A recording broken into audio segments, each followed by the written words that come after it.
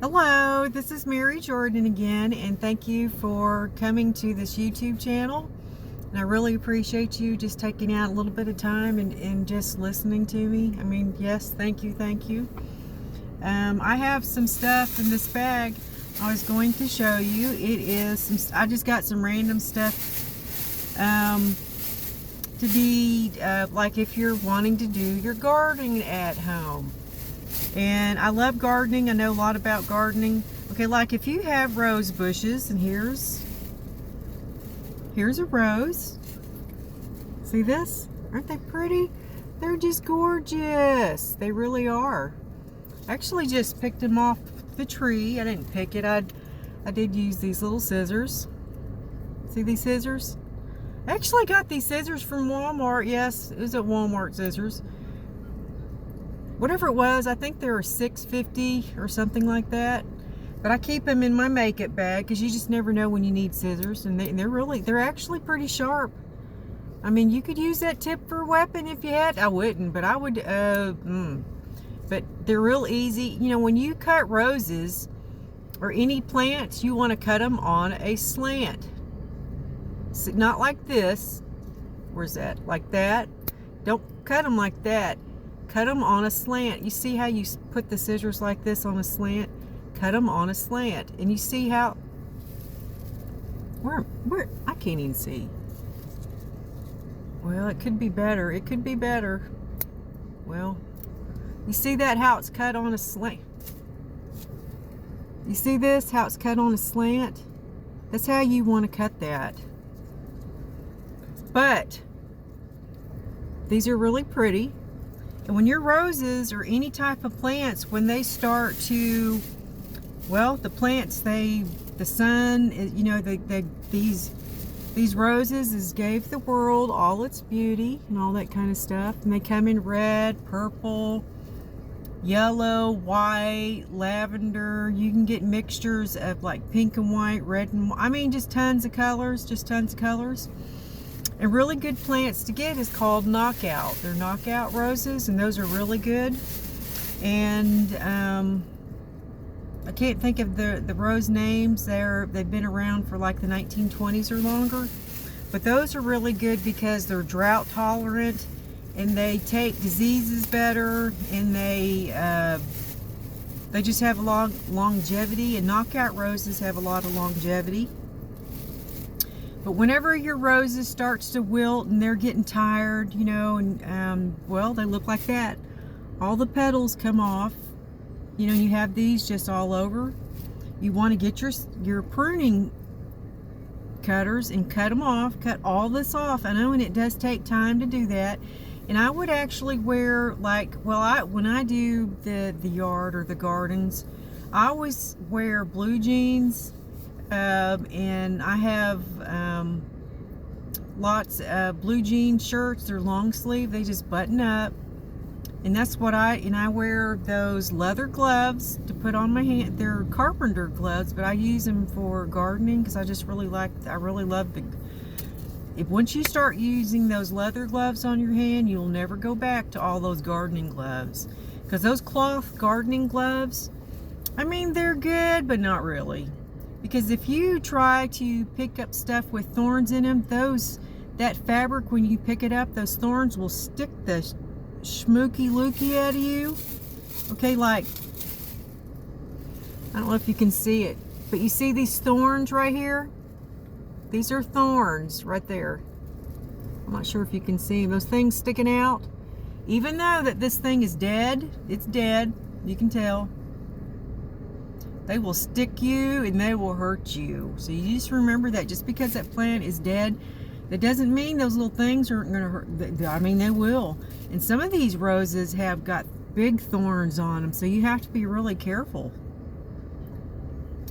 And this stuff, when you see this on there and this on there, this can come, I mean, came off a rose bush, but any type of plant that has any dead stuff, like you'll see the new, like right now everything is blooming and it's wonderful because the temperature of the air and the climate's really nice like right now. But as soon as the months go by, it's going to get hotter and hotter.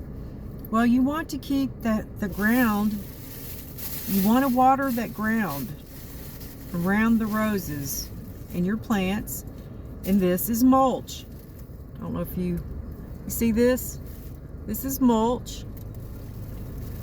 That's mulch. And you want it, and it comes in all different kind of flavors. Cedar, black, brown, all kinds of stuff. Cedar, if you can actually do this, cedar is, ouch. Oh God, that hurt. Dang it. You know, I was just telling you about the thorns and I just stuck myself. I was trying to get my scissors out of that bag because I don't want to throw them out. But you want to make sure, like if you have a lot of plants, you want to make sure that you water those plants all the time.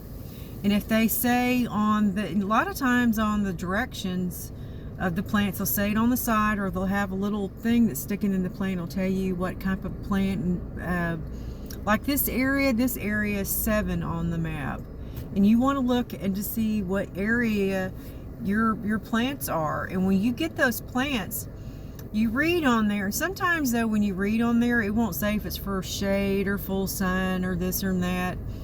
But you need to look, or just look it up on the internet as you're purchasing, or ready to put them in your basket.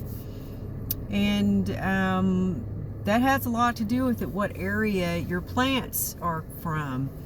And a lot of the plants, they have really fat, fluffy leaves. I mean, they're really fat. They look like they have water in the leaves. Those plants, and it doesn't matter what climate they tell you, those kind of plants want shade. A lot of times like full shade.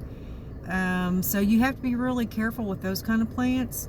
But sometimes you can, you can sneak them in like half shade and full sun, but you need to have them hanging over the, like underneath trees, but they're getting the sun, but they're not getting the direct sun, like being out like in an open field. That's direct sun, is being in an open field. But you want to, you can go down to your local nursery, and that's the best place to, look at your plants. And when you get new plants for your yard, think about, do I want like to put some plants in pottery, pretty pottery going around the patios? Maybe you have a pool, or you just want to dress up a corner of the yard. Dressing up the corners really good. And and you want to think about the money too, because money, that kind of dictates on what kind of a yard you're going to get. But when you do buy plants, I would purchase plants that's going to come up year after year. Unless you're just having a dinner party that night and you just want some, something pretty and festive, just for that night or that weekend. Because a lot of plants, if you do not,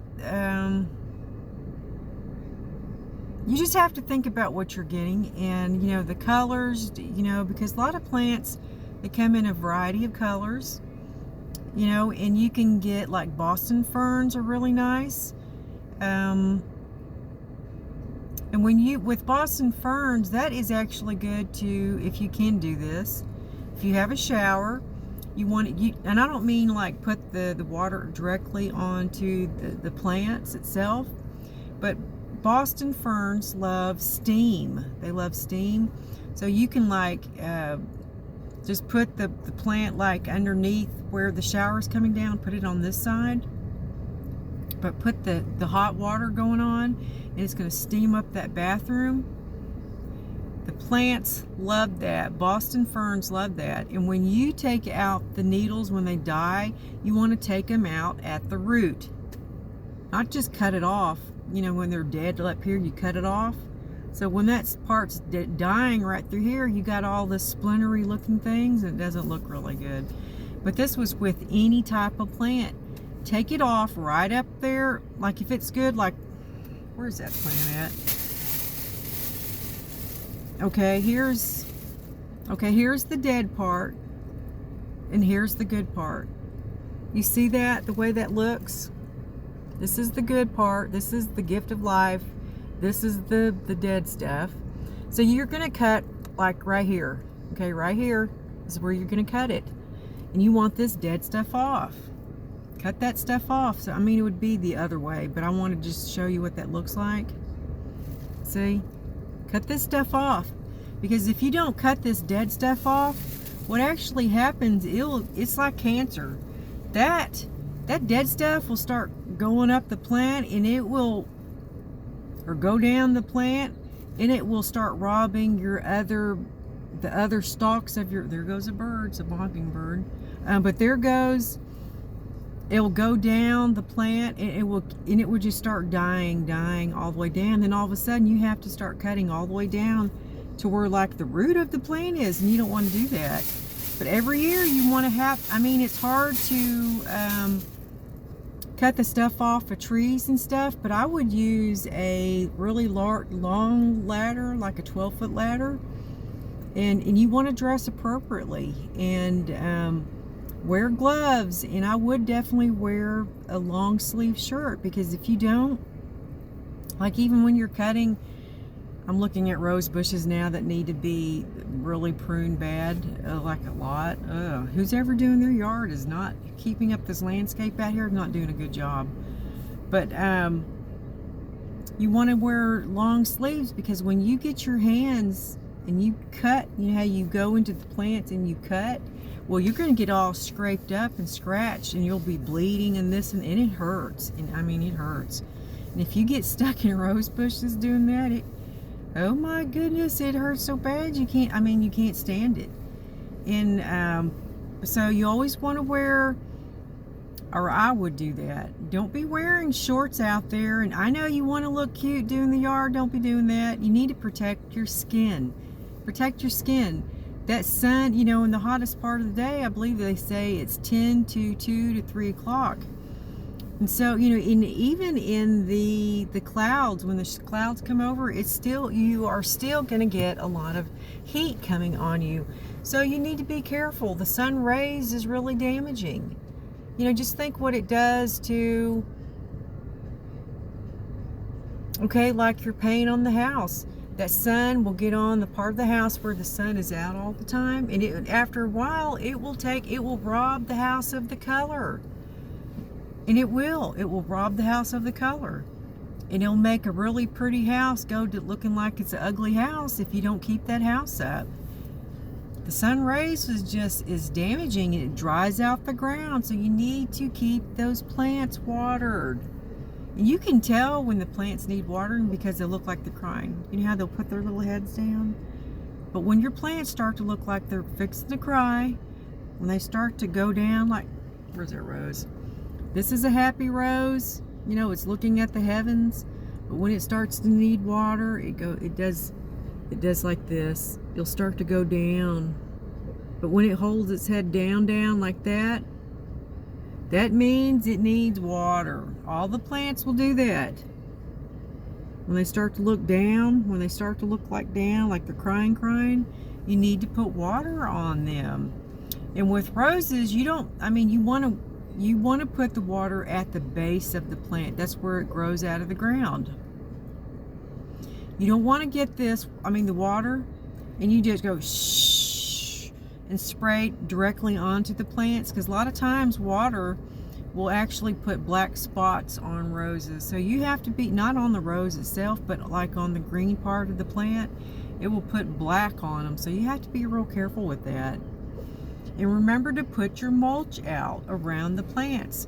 And when you're putting the mulch out, you do not want to put the mulch like this is a makeup brush. You don't want to put the mulch like right here. You want to keep it like this much away from the plant, okay? Because what happens when you put that mulch right up, when you bump it right up against the plant, it's like where it grows from the ground, right? You're pushing it right up around the plant, because I did that too. But what happens, you start watering it, it will actually make your plants get root rot. It'll make they don't like that. So you want to put the mulch around the plant in a circular motion, and and you just want to scoop it out like it's a little pool. You know, take it out around where it's growing from the ground. about this much. And you know, if you're doing a tree, you will have to do it bigger going around, because you know the diameter of whatever you're working with. And when you're planting the plants, you want to, whatever, if you can imagine being in the ground, that's how deep you have to do the hole. But you have to go at least, whatever that book tells you, you really need to do that.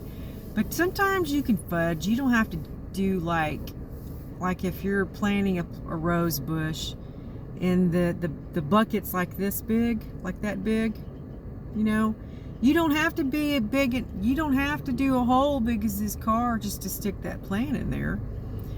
I mean, it is good to go, whatever your plant is, you want to go about this wide going around. Because, and then when you're putting it in the ground, I put the plant on the ground at will, and you're going to roll it around. When it's on the ground, roll it around. Sometimes it's really hard to do that. So you can just actually step on it and let it roll. I don't mean like step on it really hard, because you don't want to hurt the plant.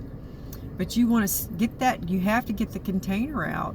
And sometimes those roots, because they've been at the nursery too long, it will grow through if it's those plastic containers.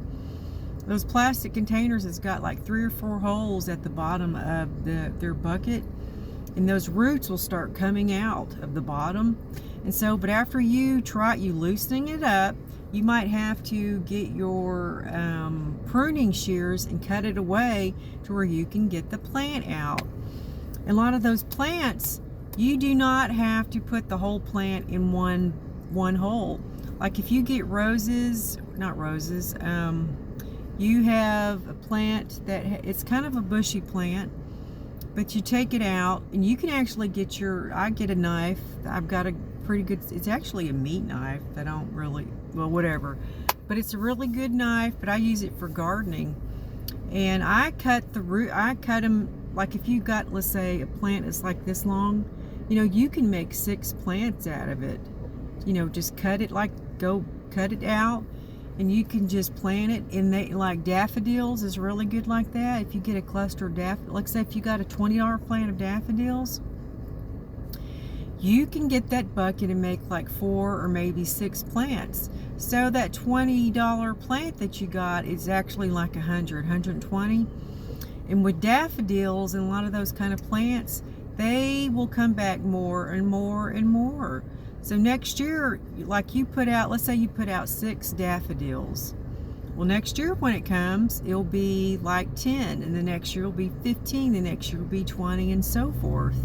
And you can do that all the way around your house, and it is just wonderful. And I just love daffodils. It's one of my favorite plants. And daffodils comes in about like this, or they come in a lot larger, a lot longer. I can't really show you, but they come in a lot longer. And I just love the yellow. And you know, when you're doing photography on plants, it reminds me of something. When you're doing photography on plants, you can, I mean, you want to take a picture of the rose, you know, that's pretty. But when you take pictures, make your camera do like this. Kind of like that. You see that? Or like this. Put that, direct that camera right like in the middle to where you can see what's popping out in the middle of the plant. And those make the most gorgeous flower. I mean, well, they are flowers, but they make the most gorgeous photography you've ever looked at. And you can get leaves, which this one didn't have any leaves on it, but you can get leaves like those big leaves. It has the big veins going. Oh, and they're so pretty. You can get your camera and you can direct that right, like blow it up to where you're looking at the veins of the leaf, and that is the most interesting looking pictures you'll ever take. You can do a close-up like on a regular sticker. The stickers that'll stick your feet, and just blow that picture up kind of big on that sticker. And then you have, and even going to like the trees, the bark of the tree, where, well, to the bark of the tree, just take a picture of the bark of the tree and then have those pictures like an 8 by 10 or even like 11 by 14 picture. And I know that sounds odd, but that is the neatest looking picture. You know, you can just do all kinds of stuff with photography. And like if you want to dress up a part of the room to where, you know, you don't want to spend a lot of money, but you want it to look a little different, just go outside and just look around, you know, walk around with your camera, you know, take different looks of plants and this and that. Like if you see, which I have a lot of these pictures, I got tons and tons of that kind of pictures. Okay, like back in 2012 in Hico, the runway was filled with flowers, wildflowers, tons. I mean, the most, you can't imagine this picture. It was gorgeous. And it was full length of the runway, and just wildflowers. You know, and out there, there's turkey and deer and raccoons and, you know, all kinds of stuff. And I was out there taking pictures. And if you get, like, if you squat down to the ground and you look across the pasture like that, going across, and you look, you can see like thousands and thousands like of butterflies just flying and dancing from one flower to the next, or setting on the leaves. And you'll see bumblebees, you'll see like any grasshoppers and ladybugs and all kind of things. And they're just going, and they're just lighting on all the plants, and it is amazing to look at. I mean, you can't imagine what this looks at like. It's my favorite. And I was lucky to get some pictures of some, it was a butterfly, and it landed on this wildflower, and it was a pretty big size butterfly, and it landed on this wildflower, and it was fluttering its wings like that, but it was going around the flower like it was dancing. It was amazing. Like God, it was dancing around that flower all different ways. I mean, it was the most pretty thing you've ever looked at. And I was able to get some pictures of that. Oh my gosh, it was so wonderful. I remember walking out there, and it kind of scared me because one or two turkeys were in there sleeping, and I kind of, when I got close, they got scared and they flew up, and they just, turkeys are funny when they fly over. I really like turkeys, but you have to be careful with those wild animals because they will get you, especially if there is some babies out around, but you don't know it, and there's babies. They will get you. So you have to be really careful, and you just be aware of that. And you have to be, well too, you know, when you're out in the country like that, you have to be careful about snakes. Yeah, I mean, some snakes. I actually, this actually happened to me. It was like 8-10 years ago. I was actually in Hico, and the grass was kind of growing up. That Johnson grass was kind of growing up high, and I wanted to go to that lake, you know, and just hang. I don't know, just go out around that lake and look. And yeah, and I was wearing shorts and just walking around, you know, not thinking of nothing. And I know there's snakes out there. And I didn't have a stick with me, because it's good to have a long stick with you, because you want to, if you're getting into tall grass, you want to wiggle that grass around to see if anything moves. Because in tall grass, if you step on, you don't know what you're stepping on if you don't pay attention, and you do not want it to be a snake. And I did that. I wasn't paying attention. I was just looking around like a nut, just looking around. And I saw, then all of a sudden, it was like literally two little, like 2 steps from me. It was a big old fat looking snake, but he wasn't round up like, you know, when snakes are going to attack you, they're coiled up like this on top of each other, and then they kind of do like this. Boy, and if you see them like that, coiled up, like on TV, they're coiled up, and they got this look, and they'll make that, and if it's a rattler, you'll rattle that rattle. Well, he was right in front of me, but he wasn't looking like that. He was just piled up like a bunch of towels. You just threw on the bed, you know, just piled up there looking like. But I didn't know what to do because I was like right there on him, like right, he was looking at me. I'm like, oh crap, what am I doing? And I know this is gonna sound silly, but I did do this. I didn't back up, you know, to leave. I didn't back up, no. I went up to him and I jumped over him and then ran off. Then after, I didn't know what was going. When I jumped over, I was going, ah! And I was screaming out, ah! And I came back down and I ran off.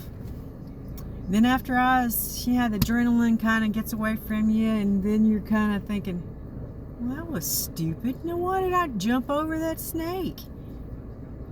Why did I do that? I don't know, but I did do that. And I don't want to do that again.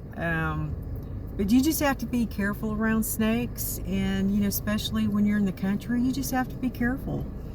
But a lot of times those snakes won't hurt you. They're grass snakes, or I forgot all those non-poisonous snakes names, but I would definitely look those up. But copperheads are very poisonous. Moccasins are really poisonous. You have got to be careful. And if you live anywhere around water, like lakes, ponds, stuff like that, creeks, like in Florida, you have to be really careful because moccasins are really prevalent in Florida. West Palm Beach, you've got to be really careful. And I'm like big time, and because those snakes will hurt you. I mean, you just have to be really careful.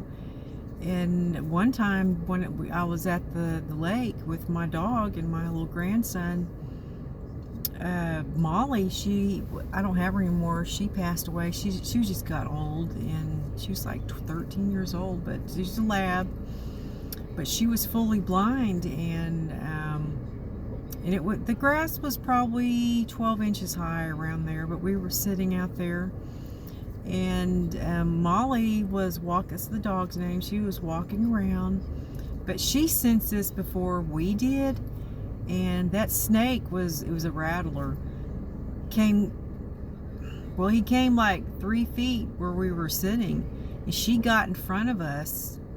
She did this. She walked in front of us, and that snake bit her on the cheek. And it bit her on the cheek. And we rushed her to the veterinarian in Stevensville, Texas. And because they have a vet that will, you know, it's on call all night, and you know, you can, because you know, out there in the little country towns, they have a lot of cows and horses and sheep and all kinds of stuff. They need, you know, care all through the night sometimes. And I mean, you can have a horse that's worth $50,000 out there, and their cows, oh my God, those cows are expensive. And so, you know, those farmers and those ranchers, they really do. They take care of their animals. Thank you, everybody who takes care of their animals, but they really do. Well, everybody really does, but I know those ranchers take care of their animals. But you have to, but Molly, she was okay. They gave her a shot or two, rattles. I can't remember what he gave her, but gave her some shots. But she had to stay overnight, and they put her, you know, that I can't even think what they did, but they shaved her little arm, and they put something good, and they put that shot in her. Whatever it was, it made her really good the next day, and we were able to take her home, so I was happy about that. But you just have to be really careful. And I just wanted to tell you about those plants for some reason. But remember to get out there and make some of this today. Make this today. Well, we might make this, right? This is good. But we really need this for lunch today. We need one of these for lunch. lunch. Yeah. And remember to eat lunch and dinner, and just have lots of happiness out there, and make sure that you drive safe, and to, oh, I see a bird going off with something in his mouth. Make every day special, but just have lots of happiness, and you be careful on that road. Yes, be careful on the roads out there, and try to make some friends today if you can. And well, I see a lot of birds just flying out. There are a lot of mockingbirds out here. Boy, those mockingbirds are mean. Boy, do not. I had a cat once. He did this. He got up in that tree and he got those mockingbird's eggs. No, not the eggs. He got their babies. He got the babies. That's not funny, but he got up there and got that baby. Boy, mockingbird was not happy. And that mockingbird has got a memory, because like a week later after that happened, our cat, that bird kept on coming down and popping him on the head, popping him on, and he had to go hide underneath the car. He stayed underneath the car for a long time, and he wouldn't let him out. And that bird was relentless. That bird would watch that cat, and when that cat tried to get out, that bird would just pop him on his head, pop, and he did. I mean he popped him, he popped the schmookie at him, because that cat just, you could just see him cringing every time that bird was pecking on him. And then I think that cat finally just quit, getting up there getting those babies. I wouldn't have done that. No, boy, if they see you getting close to those nests, they will get you. And it doesn't matter what kind of animal it is, you got to be real careful. And one thing too, when you have bird feeders out, bird feeders are good too, but the birdhouses, you have to be real careful with those too, because and watch them, because those snakes and raccoons and squirrels, they will actually go in there and get the eggs of the birds. Yeah, they really do that. It's kind of sad though, but that's what they do. And but when you do get to see, I've got some pictures of, it seemed like it was bluebirds. They got the nest in one of those little birdhouses I put out, and I was able to see the little eggs, and you hear the chirping. And I got the ladder and I got pictures. I mean, I didn't get close. I watched where that mother just kind of flew off, because she was feeding them pretty fast. But I was able to get the camera and shoot it into that hole and get the babies where they're going beep, beep, beep, beep, beep. And they've got their little house and their little mouths open wanting some more to eat. And my goodness, those were sweet pictures. And when they were first looking, it was bluebirds, when they were first looking at that the birdhouse, you can tell it was the mommy bird and the daddy bird. The mama bird, the dad was on top of the birdhouse looking down, and the mom bird, it's like he was showing her his apartment. He stood up on the top, and then she flew up and was grasping the whole of it with her little feet, and she was looking in, and he was looking down at her, and she was looking inside like, do I really like this? And I got that picture right there, and that was the cutest picture with that. I actually have that on a frame, and it turned out really good too. But today, remember to go out, I mean, if you can, and go to a park or something and just walk around just for 5 minutes. Just walk around for 5 minutes. And especially if they have lakes or something out there, that's always good to watch. Watching that water, just watching that water. You know how the wind blows on that water, and it is, I just love that. And you can see like dragonflies. They'll hover right across from the water, or they'll land on things, and it's just, I think they're just amazing. It's just amazing. And they actually make really good photography when you do stuff like that. And if you catch pictures right on the dusk of when you get the clouds start, or the sky turning that cinnamon looking red color. That is the most amazing pictures, and you're gonna get the sun coming down in the clouds, having that misty look to the sky, that pinkish purpley look, and then the sun starts to drop down to where you can see the whole sun, and you see the clouds just, well, not the clouds, it's the sky. The sky looking that real pretty crimson red color.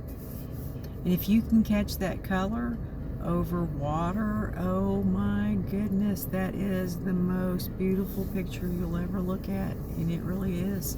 If you get to do that picture over the ocean, oh my goodness, that is the most. And you blow those, and if you blow those pictures up, and you can put that picture over your couch or make a statement wall out of it. Yeah, do that picture like that, a great big one, and then you're going to go out to the ocean, but go around the you want like you're going to take pictures of the birds, maybe shells, the jellyfish, maybe you caught a seagull. You know how they'll run on the shoreline like that, they'll run across, and they'll get crabs or little shrimps or anything like that. And if you happen to catch some of those birds like that, or maybe, you know, getting like going into the earth, going into the sand, and they pull something out, if you happen to get it with that little thing in their little mouth, whatever they got for their prize, those are really good pictures. Or if you got, let's see what else. Oh yeah, how the water, when it goes up on the shoreline, you know how the water, it splashes up and it comes up on the shoreline, but then it goes back in. That picture right there is really pretty when you do close-ups of that. And if you see after it does that, then if you see like a little footprint into the ground, and you can see little feet just running across that not the water, going across the that wet dirt, wet sand going across. That picture of that footprint is really neat for a picture. So you get all, you know, and if you can get coconut shells, this, that, all kinds of stuff that wash up, that's really good pictures. Just like, I know, just you're thinking now, but no, it is. It's good pictures like that, just washing up. And you can get all kinds of logs and this and that come up on the shore, and those actually make really good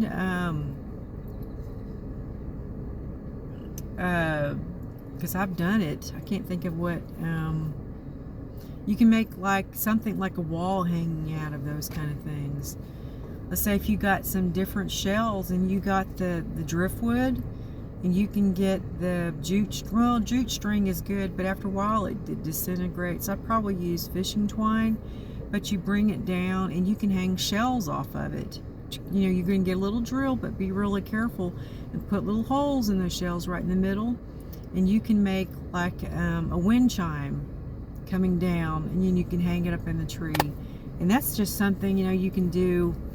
But it looks really nice, but you know, it can, and you'll remind yourself of that wonderful trip that you took with your husband or your boyfriend or your girlfriend, your mama, whoever you went out there with, your grandchildren. Maybe it was just you and your dog that went. And but it just reminds you of some really good times that you did. But just have lots of fun today, and be careful traveling. And just be careful out there. Yeah, be careful out in your vehicle, and know that God is right there, and He is going to be there for you anytime, wherever you're at. He's going to be right there with you, and He's going to watch over you. And remember, we're holding hands today. We're going to hold hands today. Okay, well, hold your hand today, and just know that I'm thinking of you, and I want you to have a lot of prosperity today. and just happiness. Okay, and just remember, I'll see you tomorrow, right? Bye.